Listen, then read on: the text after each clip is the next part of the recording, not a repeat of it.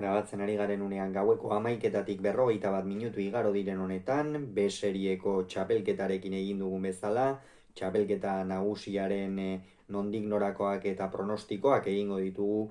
oraingo honetan igandean, amaitu zen binakako txapelketa nagusia, atzo alegia, bertan Ezkurdia eta Errezusta izan ziren nagusi eta gaur jada buruz burukoa aurkeztu dute, beraz, gogoratuko dugu, final 8 hasiko direla, aurreko astean aurre kanporak eta bai jokatu zuten larun batean Agirrek eta Senarrek, bertan behinat Senar izan zen irabazle eta honen bestez berak eskuratu zuen lehen mailan jokatzeko txartela, orain final 8 izango dira datorren astean, urrengoan berriz final laurdenetako ligaskarekin hasiko dira, bertan bi multzo launa pilotari bakoitzean eta denek denen kontra jokatu beharko dute,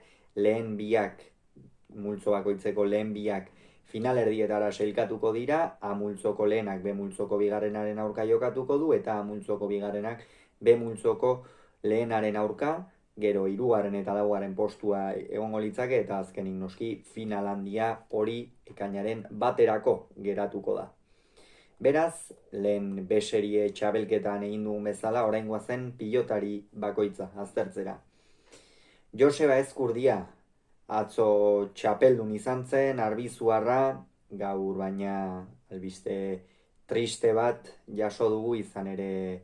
Joseba Ezkurdiaren aita Makin Ezkurdia zendu dela jakin dugu, eta bestez doluminak bidali nahi dizkiogu hemendik, noski Joseba eta haren inguru guztiari. Azkoitian jokatuko du Ezkurdiak, gaur bere zantzen, pilota aukerak eta egitekoa, baina noski orain aipatutakoa tarteko ez du joaterik izan, kontua kontu ziur bertan izango dela eta maila onean gainera. Beno, atzo muskularki eta larri xamar amaitu zuen partida,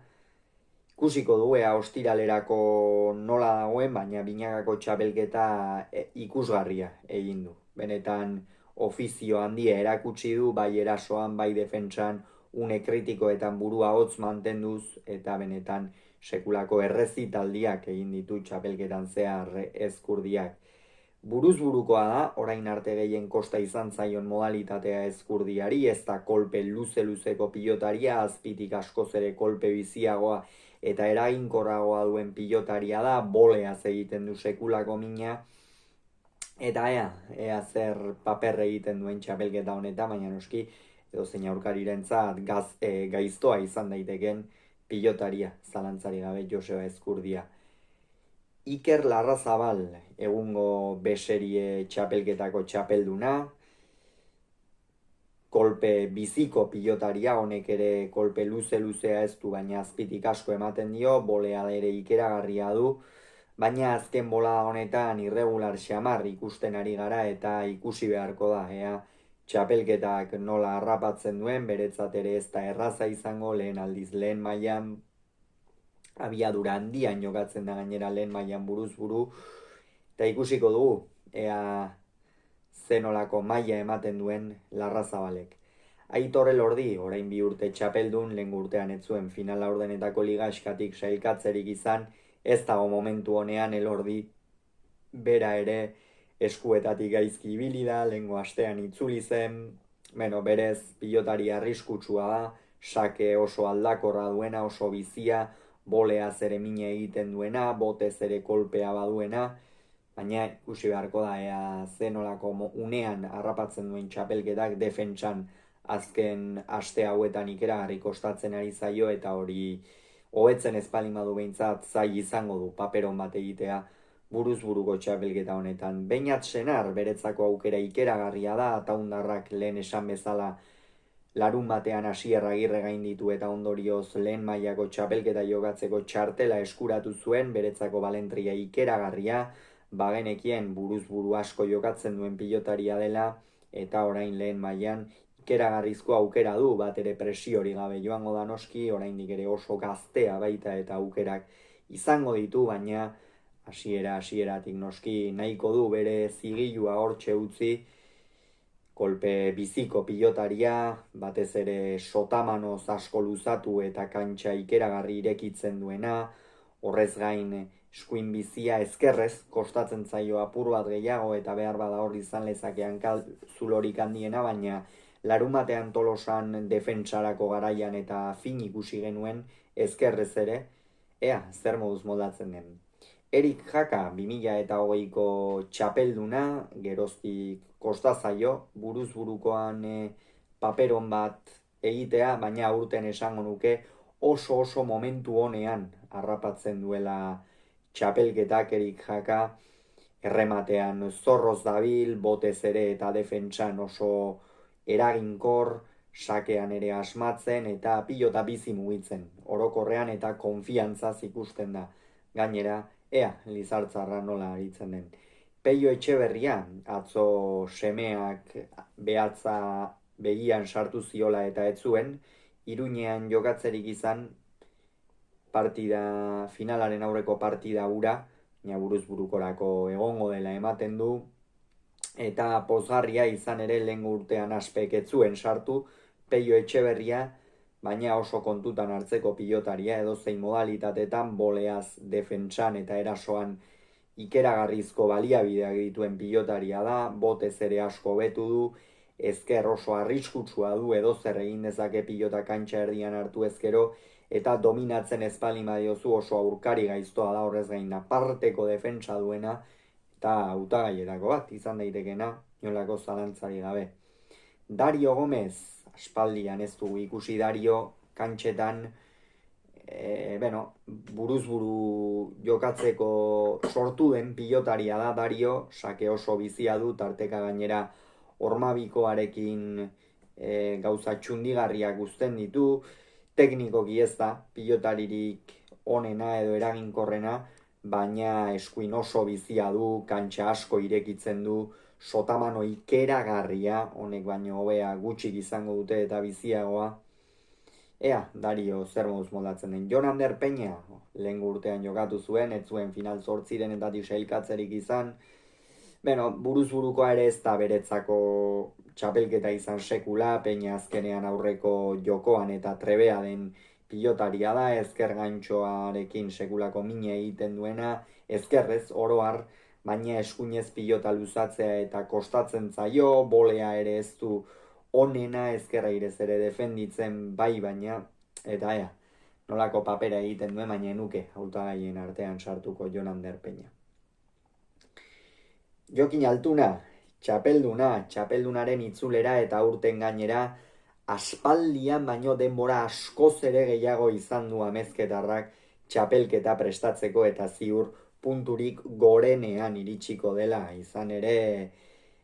binakako txapelketan gogoratuko du, Arangurenekin batera lehen fasean 7. geratu ostean jada kanpoan geratu zirela, playoffik jokatzeko aukerarik gabe,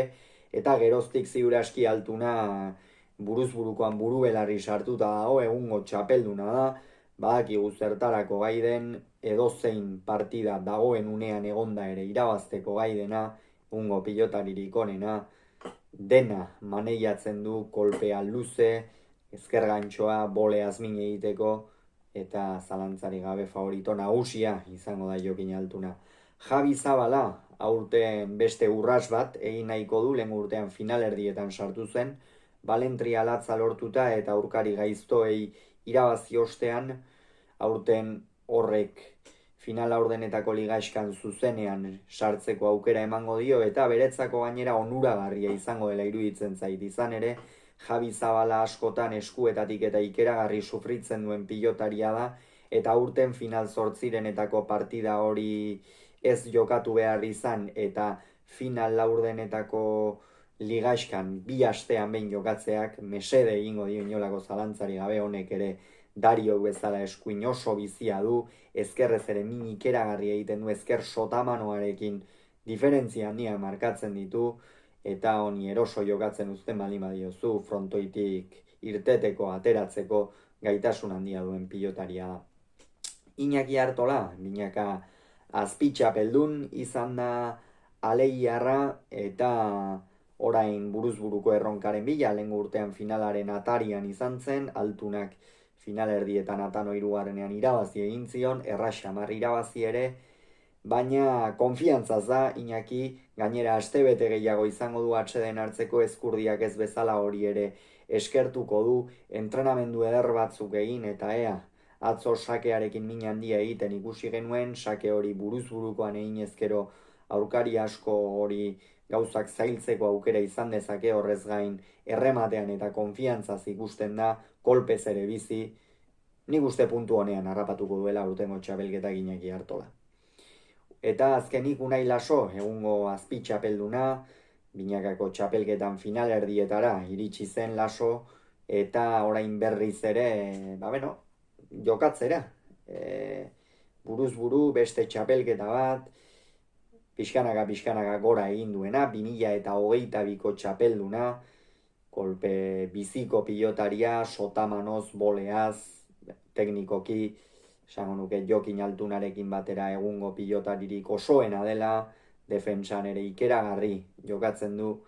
ea Lasok ze paper egiten duen. Eta orain goazen, zaienera, pronostikora hain zuzen ere,